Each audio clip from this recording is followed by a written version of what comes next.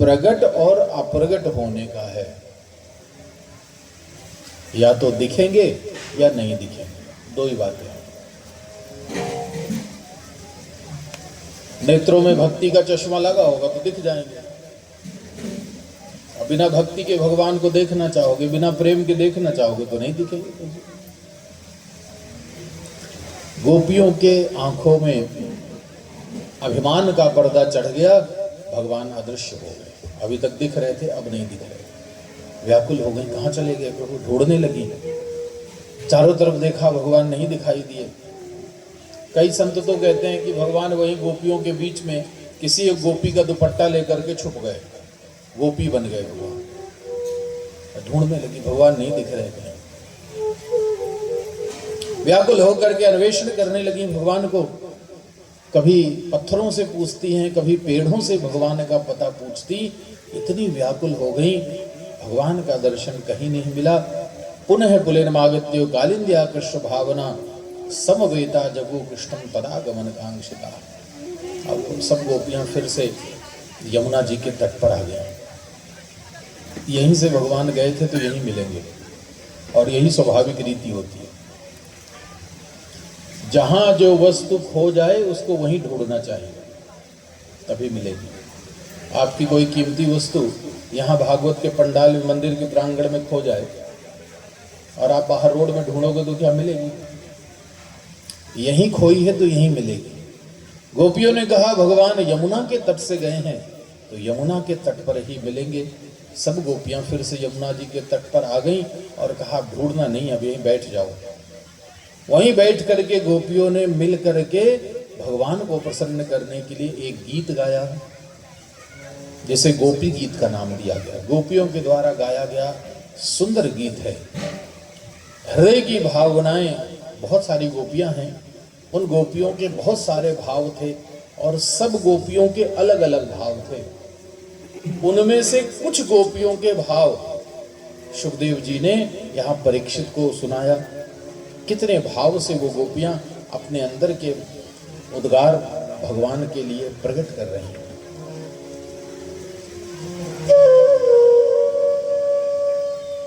जयति तेऽधिकं जन्मना व्रज श्रयत इंदिरा शाश्वत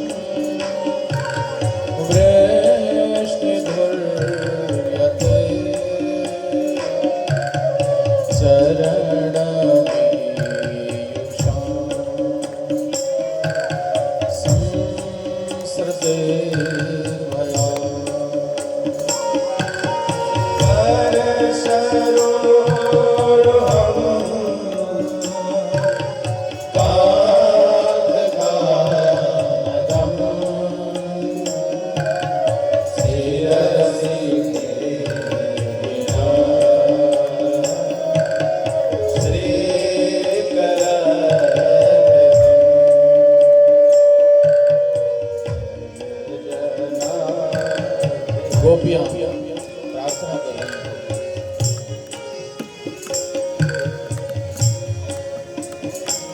ऐसे सॉन्ग में तो गोपी गीत नहीं गा सकते।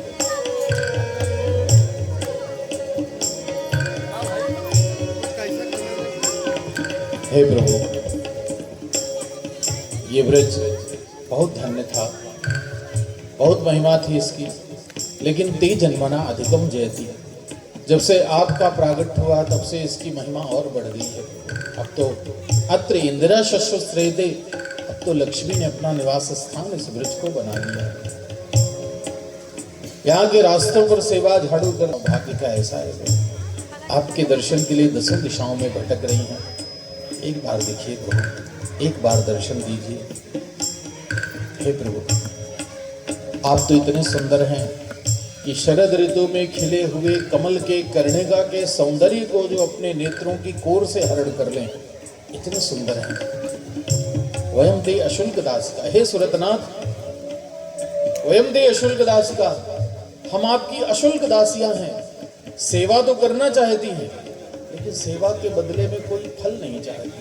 न नागपृष्ठम न च पारमेष्टम न सार्वभौमम न रसाधिपत्यम न योग सिद्धि न पुनर्भवम। बा कुछ नहीं चाहिए, न स्वर्ग चाहिए, ना ब्रह्मा का पद चाहिए, ना वैकुंठ लोक चाहिए, ना कहीं का राज्य चाहिए, ना कोई आधिपत्य चाहिए, ना कोई योग चाहिए, ना कोई सिद्धि चाहिए, ना दोबारा जन्म चाहिए, और ना ही मोक्ष चाहिए।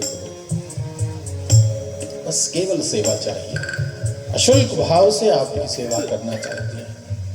हे नाथ, फिर इस प्रकार हमारा वध क्यों करते हो प्रभु? प्रेम करके और दूर हो जाना ये वध ही तो है। नेह किम बधा, ऐसा वध करना उचित नहीं है प्रभु। और यदि आपको मारना ही था तो फिर पहले क्यों बचाया? विष जला प्रयाद व्याल राक्षसाद वर्ष मारुदाद वैद्युदानलाद। इंद्र ने इतना पानी बरसाया था कि उसी पानी में डूबकर मर गई होती, क्यों गोवर्धन उठाया? वृषभासुर कुचल कर मार देता, अघासुर के मुख से निकलने वाली अग्नि विष की ज्वालाओं में जलकर भस्म हो जाती, अच्छा रहता। पहले तो बार बार बचाया और अब मारते हो नाथ, ये कैसी लीला है आपकी? प्रभु, आप भूल गए हैं, नखल गोपिका नंदनो भवान, आप केवल यशोदा जी के बेटे नहीं हो, आप केवल साधारण ग्वाले नहीं हो प्रभु, अपितु आप संपूर्ण जगत की रक्षा करने के लिए आए हो। ब्रह्मा जी की प्रार्थना पर विघ्न सर्थितः ब्रह्मा जी ने प्रार्थना की थी, विश्व गुप्तये, सारे विश्व की रक्षा करने के लिए आपने अवतार लिया है, तो हम भी तो उसी विश्व में है प्रभु, हमारी रक्षा करिए, हमें आपसे कुछ चाहिए नहीं। ये तीन गोपियों के अलग अलग भाव होते। एक गोपी ने कहा नहीं मुझे तो चाहिए,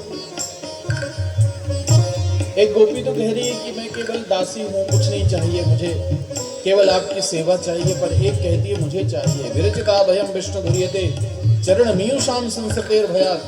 हे प्रभु, आपके चरण कमलों का इतना बड़ा प्रभाव है कि जो एक बार आपके चरण कमलों में आ जाता है उसके जीवन के सारे भय दूर हो जाते हैं। आपके चरण कमलों का आश्रय प्राप्त करने पर मनुष्य के जीवन के सब भय दूर हो जाते हैं। हे कांत, हे आनंद स्वरूप, हे सच्चिदानंद भगवान, हमने सुना है आपका एक नाम है कामद। चित्रकूट में भगवान बैठे, उनका नाम है कामदनाथ। चित्रकूट के भगवान हैं कामदनाथ। क्यों कामदनाथ है? क्योंकि गोपियों ने कहा प्रभु हमने सुना है आप लोगों की मनोकामनाओं को पूर्ण कर देते हैं, इसलिए भगवान का नाम है कामद। कामम ददाति इति कामदः। जो अपने मन में किसी प्रकार की कामना लेकर के चित्रकूट जाए और कामदनाथ जी का परिक्रमा कर ले, भगवान उसकी सब मनोकामना पूर्ण कर देते। और महिमा तो इतनी है कि परिक्रमा भी न लगाओ तो कामद गे भिरि राम प्रसादा अवलोकत अपहरत विषादा। वहां तो इतनी बड़ी महिमा है कि उस पर्वत की परिक्रमा भी न लगाइए, केवल अपनी आंखों से एक बार जिसने कामदगिरी को दर्शन कर लिया दर्शन करते ही भगवान उसके सारे विषाद सब अपहरण कर लेते हैं। तो प्रभु यदि आप कामद हैं, हे कामदनाथ, हमारी भी एक कामना पूर्ण कर दीजिए। क्या कामना है? कहा शिर सिद्धे ना श्री करग्रहम। मेरी एक ही इच्छा है प्रभु, एक बार अपने दोनों श्री से युक्त हाथ मेरे सिर पर रख दीजिए, बस मेरी इतनी ही कामना है। प्रभु ब्रज जनार्ति वीर योषिताम निज दिनस्मय ध्वंसन स्मित। आप तो केवल मुस्कुरा करके ब्रजवासियों के हृदय के ताप को दूर कर देते हैं। मेरा भी कष्ट दूर करें। एक गोपी ने फिर कहा, प्रणत देहि नाम पाप कर्षणम दृढ़ चरानम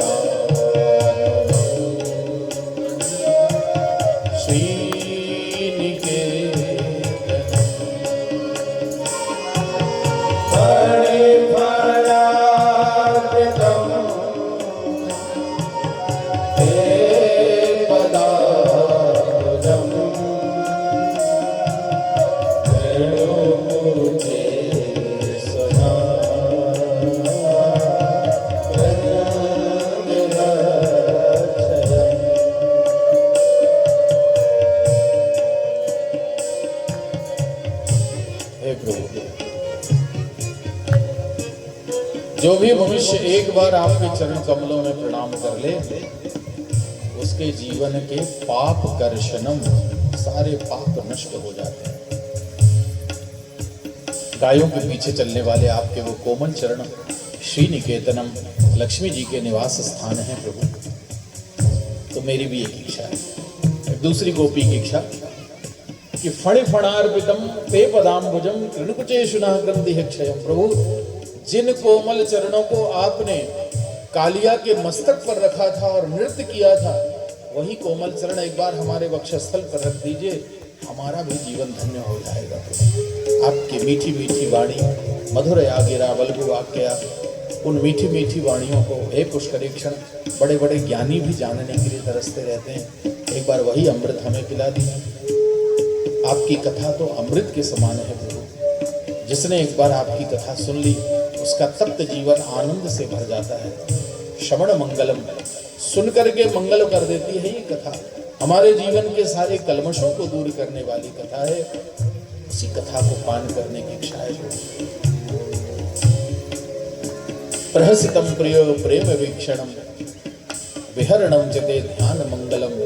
हे प्रभु, एकांत में आपके साथ बैठना, मीठी मीठी बातें करना, आपके जाने के बाद वो सब बातें याद आती हैं। कहाँ चले गए हो प्रभु? चलसि यद ब्रजाचार्यन पशून नलिन सुंदरम नाथ के पदम। हे प्रभु, आपके चरण तो बड़े सुंदर हैं। इन कोमल चरणों से जब आप ब्रज की कठोर भूमि में चलते हैं तो कंकड़ और कांटे गड़ते होंगे प्रभु। ये सोच सोच करके ही मन दुखित हो जाता है। इतना प्रेम किया है। दिन परीक्षये नील कुंतरई वनरुहाननम बिभ्रदावृतम। शाम के समय जब गायों को चरा करके आप वापस लौटते हैं तो गायों के चलने से जो धूल उड़ती है सारी आपके शरीर में भरी हुई है। उस समय धूल धूसरित आपका वो मुखारबिंद और नीले नीले घुंघराले बाल, उनको देख करके हमारा मन वहीं अटक जाता है। इतनी सुंदर छवि है कि मन में काम आपके दर्शन का प्रभाव बढ़ जाता है। प्रणत कामदम पद्मजार्चितम धरणि मंडनम ध्येयमापति। प्रभु, आपके चरण तो सब कामनाओं को पूर्ण कर देते हैं। आपके चरण कमलों में प्रणाम कर लिया जाए तो सब कामनाएं पूर्ण हो जाती हैं। आपके चरण कैसे हैं? कहा लक्ष्मी जी का श्रृंगार है आपके चरण। लक्ष्मी प्रसन्न हो जाती हैं जब आपके चरण धरती पर पड़ते हैं। हे प्रभु, वही चरण कमल हमें प्रदान करिए, हमारे जीवन का कल्याण हो जाए। सुरत वर्धनम शोकनाशनम स्वरित वेणुना सुष्ट चुंबितम। एक बांसुरी की गुणगान कर रही प्रभु, इतना बढ़िया बांसुरी बजाते हो आप, सुरत वर्धनम। बांसुरी बजाता हुआ आपका वो मुखार बिंद देख लिया जाए तो प्रेम अपने आप हो जाता है। शोक नाशनम, देख लेने से दर्शन शोक दूर हो जाते हैं।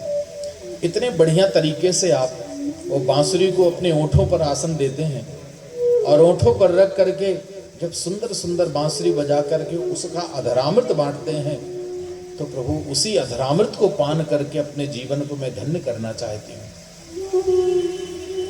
प्रभु इतना प्रेम किया है आपसे। अटति यद भवानन निकान्नम तपिर्युगायते त्वाम अपश्यताम। प्रभु सुबह से गायों को लेकर के वन में चले जाते हो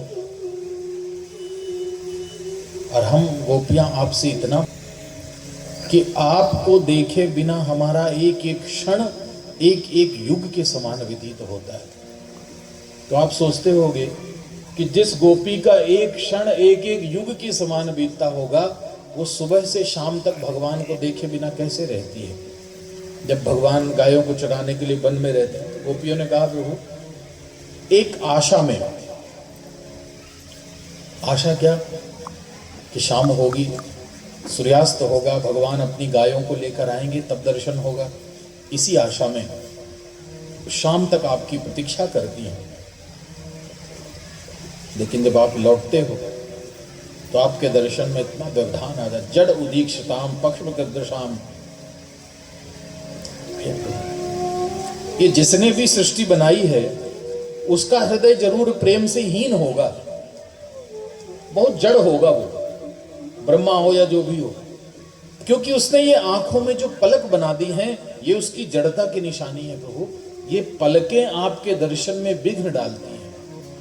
जैसे ही आपको देखते हैं ये पलक गिर जाती है, उतनी देर के लिए विक्षेप हो जाता है। आंखों में पलक ना होती तो एक टक आपकी सुंदरता को निहारती। प्रभु इतना प्रेम किया है आपसे कि पति सुतान्वयो भ्रातृबांधवान अति विलंघते तिच्युतागता गति विदस्तवोद गीत मोहिता कितब योषिता कस्तजेन्निश। हे प्रभु आपसे इतना प्रेम किया है कि पति पुत्र भाई बांधव लोक मर्यादा सब छोड़ दी। कैसे छोड़ दी? केवल आपके बांसुरी से निकला हुआ उद्गीत सुन करके। गीत के दो भेद होते हैं, देखिए, एक होता है गीत और एक होता है उद्गीत। गीत दो प्रकार के होते हैं, गीत और उद्गीत। गीत किसको कहते हैं?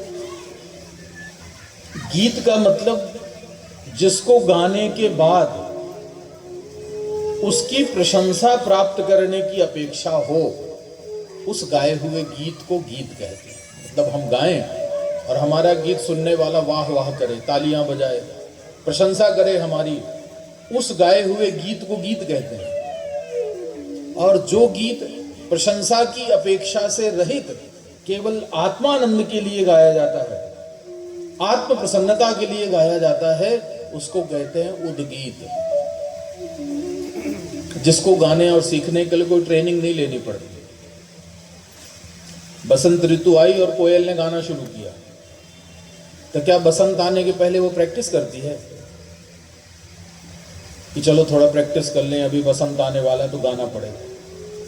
वो तो बस आया बसंत और गाना शुरू कर दिया। कोयल के द्वारा गाया गया जो गीत है उसको उद्गीत कहते हैं। कभी कभी आप लोग भी गाते हो ना, मगन रहते हैं, कोई सुने चाहे ना सुने, अपना गीत गाते रहते हैं। रोटी बेल रहे हैं, गीत गा रही हैं, गेहूं चावल बीन रही हैं और गीत गा रही हैं। वो किसी को सुना करके क्या वाहवाह लेने के लिए गा रहे हो? मन की प्रसन्नता के लिए गा रहे हैं। वो उद्गीत होता है जिसमें ना धन की अपेक्षा है, ना प्रशंसा की अपेक्षा है, ना वाह वाह की अपेक्षा है। तो भगवान ने जो बांसुरी बजाई वो किसी को सुनाने के लिए नहीं बजाई, अपने मन की प्रसन्नता के लिए बजाई। कहा प्रभु आपका वो उद्गीत, आपकी वो बांसुरी सुन करके हम दौड़ी चली आई। पर आप कितने कपटी हैं प्रभु, कितने कपटी हो कृष्ण कि हम अकेली स्त्रियों को इस वन में छोड़कर भाग गए। किसके सहारे छोड़ के गए हो प्रभु? रहस्य संविदम भिक्षयोदयम परहसिताननम प्रेम वीक्षणम। एकांत में जब आप बैठते थे, मिलने आती थी हम आपसे, तो आपका मुखार बिंद देखकर, आपकी वाणी सुनकर मन प्रसन्न हो जाता था। अब किसकी शरण में जाएं? हे प्रभु, हमने तो सब कुछ ही दे दिया, आप तो व्रज बनो कशाम व्यक्ति रंगते व्रजिन हंत्रलम विश्व मंगलम। हे नाथ, आप ब्रजवासियों के कष्ट को दूर करने वाले, केवल ब्रज के नहीं, आप तो विश्व मंगलम, सारे विश्व का मंगल कर देते हो प्रभु। तो कृपा करिए, हमें भी कोई ऐसी औषधि पिला दीजिए, यन निषूदनम, जिस औषधि को पी करके हमारे अंदर का सारा रोग, सारा ताप, सारे विकार दूर हो जाएं। कुछ ऐसी कृपा करिए। यत्ते सुजात चरणाम्बुरस्तनेषु भीता शनय प्रिय दधी महि कर्कशेषु तेनाटवी मटस्तद व्यथतेन किंचित् कूर्पादिभिर भ्रमति धीर भवदायुषाम। अब आखिरी श्लोक में कह रहे हैं गोपियां, प्रभु समझ में नहीं आ रहा क्या करें, आपकी लीला तो, आप तो अखिल धर्म विरुद्धाश्रय लीला करते हैं। एक ही भगवान एक ही समय में दो दो लीला दिखा देते हैं। जैसे एक तरफ तो हम सुनते हैं कि आपके चरण इतने कोमल हैं कि लक्ष्मी जी उन चरण कमलों को दबाने के लिए डरती है। मानस में गोस्वामी जी ने लिखा है, श्री जानकी कर सरोज लालितौ कौशलेन्द्र पदकंज मंजिलौ कोमलावज महेश बंदितौ। श्री जानकी कर सरोज लालितौ चिंतकस्य मन भृंग संगिनौ। ये भगवान के चरण की प्रसन्नता में गाया है गोस्वामी जी ने रामचरितमानस में। कैसे भगवान के चरण? कौशलेन्द्र पदकंज मंजुलौ। भगवान के चरण बड़े सोमल मंजुल कोमल कोमल चरण है, कमल के समान। कोमलावज महेश वंदितौ, इतने कोमल हैं कि महेश और अज माने ब्रह्मा जी, शंकर और ब्रह्मा जी जिन चरण कमलों की वंदना करते हैं वो चरण है आप। तीसरी बात कह रहे हैं, श्री जानकी कर सरोज लालितौ।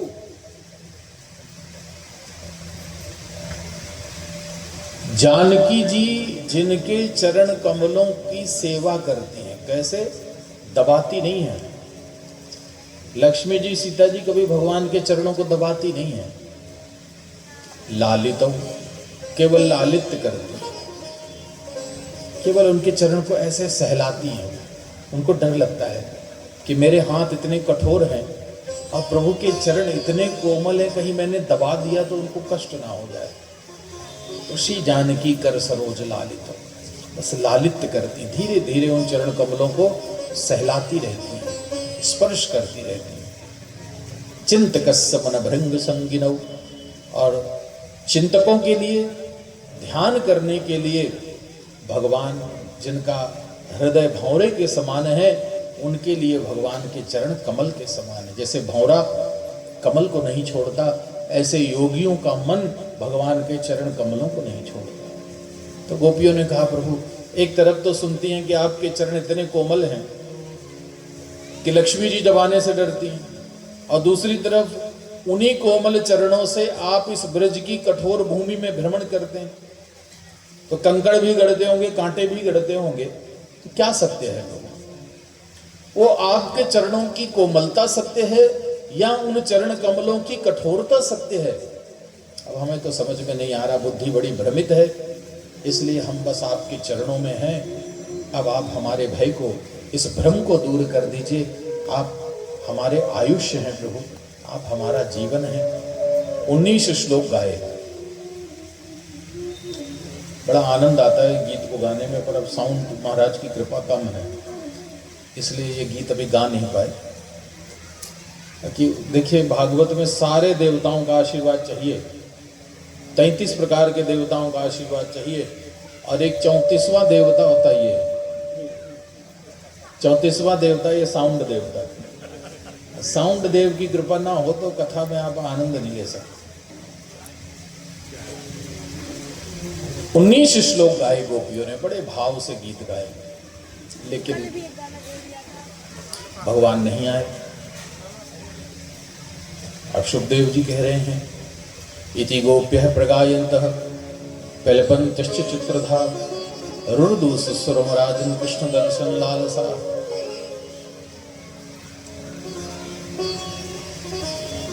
इस प्रकार गोपियों ने भगवान के लिए यह सुंदर गीत गाया। कैसे गाया, क्यों गाया? कहा कृष्ण दर्शन लालसा। गोपी किसको कहते हैं? गोपी शब्द की परिभाषा दे रहे हैं सुखदेव जी। गोपी किसी स्त्री को नहीं कहते। किसको कह रहे हैं गोपी? कृष्ण दर्शन लालसा इति गोप्यः प्रगायन्तः। जिसके हृदय में कृष्ण दर्शन की प्रकृष्ट लालसा हो, इति गोप्य, उनको गोपियां कहते हैं। वो स्त्री भी हो सकती है, पुरुष भी हो सकती है, सुखदेव भी हो सकते हैं, परीक्षित भी हो सकते हैं, आप भी हो सकते हो, हम भी हो सकते, कोई भी जिसको भगवान के दर्शन की प्रबल लालसा हो उसको कहते हैं गोपी। तो कृष्ण दर्शन की लालसा से जिनका हृदय भरा हुआ था, उन गोपियों ने भगवान की प्रसन्नता के लिए ये सुंदर गीत गाया। लेकिन भगवान नहीं आए। तब क्या हुआ? रुरुदु सुस्वरम राजन्,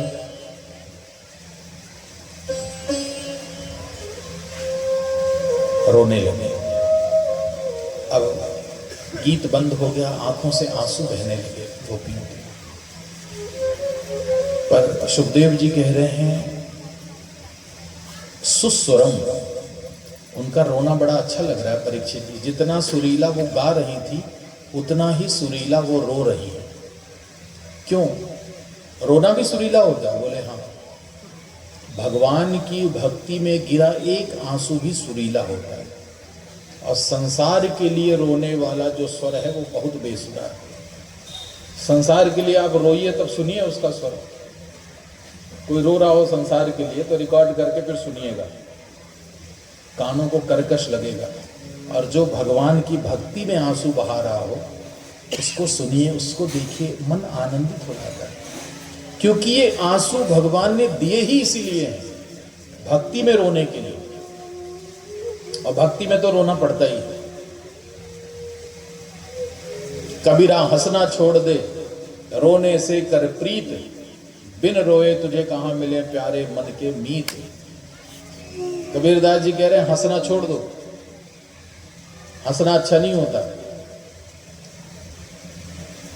एक नारायण दास कवि को कहते हैं, नारायण हरि भजन में ये पांचों न सुहात, विषय भोग निद्रा हंसी जगत प्रीत बहुबात। जिसका भगवान के भजन में मन लग जाए उसको ये पांच चीजें उसकी छूट जाती हैं, या ये पांच चीजें छूट जाएं तो भगवान में भजन लगे। दोनों बातें हैं, दोनों प्रकार से आप समझ लीजिए। जिसका भगवान में मन लग जाएगा उसकी ये पांच चीजें छूट जाएंगी, या जिनकी ये पांच चीजें छूट जाएंगी उनका मन भगवान में लग जाएगा। कौन कौन सा?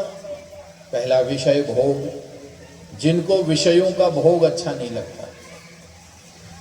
जब भगवान के भजन में मन लग जाता है ना तो विषय भोग नहीं अच्छे लगते। उसको ये नहीं लगता कि अच्छा बढ़िया मोटा वाला स्प्रिंग वाला गद्दा पे ले और तो अपना चटाई बिछाया और सो गया, नींद आ गई।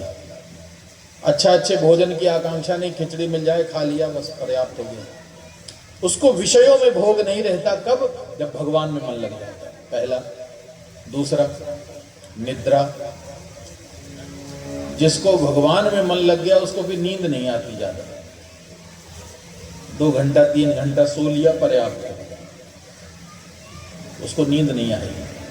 और जिसको कथा में बैठे बैठे भी नींद आ जाए, बहुत लोग होते हैं आ जाते हैं कथा में और बढ़िया खंबा अम्बा ढूंढ के बैठ जाते हैं, टिक के आराम से 3 घंटा नींद लिए और फिर प्रसाद लेके घर चले गए। कथा में नींद आए तो जान लीजिएगा अभी आपकी कथा में रुचि नहीं है, क्योंकि जिस चीज में रुचि होती है उसमें नींद नहीं आती कभी। तो दूसरा है निद्रा। तीसरा हंसी, जिसको भगवान से प्रेम हो जाता है उसको ज़्यादा हंसी मजाक चुटकुला ये सब नहीं अच्छे लगते, उसको इन सबसे प्रेम नहीं रहता। तो गंभीरता अच्छी लगती है, एकांत अच्छा लगता है, मौन अच्छा लगता है। उसको लगता है चुपचाप बैठे रहूं, गंभीरता से रहूं, शांति से रहूं, एकांत में रहूं। चौथा नंबर है जगत प्रीत। संसार के लोगों की रिश्तेदारी नहीं ज़्यादा अच्छी लगती, वो ज़्यादा कांटेक्ट बढ़ाने में नहीं रहता। बहुत लोगों को लगता है अरे हमारा तो कोई दोस्त ही नहीं है, कोई मित्र नहीं। अच्छा है नहीं है तो, क्योंकि ये जितने दोस्त यार मित्र और कांटेक्ट बढ़ाओगे उतना ही परेशानी होगी आपको। कोई नहीं है तो अच्छा है। जितने संसार के प्रपंच बढ़ेंगे उतनी संसार से दूरियां, भगवान से दूरियां बढ़ती जाएंगी। तो जिनको भगवान से प्रेम होता है उनको जगत से प्रेम नहीं होता। कोई रिश्तेदार आया तो थोड़ा बहुत फॉर्मेलिटी कर दी और अपने काम में लग गए, ज्यादा प्रेम नहीं है उनसे, ज्यादा लगाव नहीं है। और पांचवा बहुबात, ज्यादा उसको बातचीत करना भी नहीं अच्छा लगता,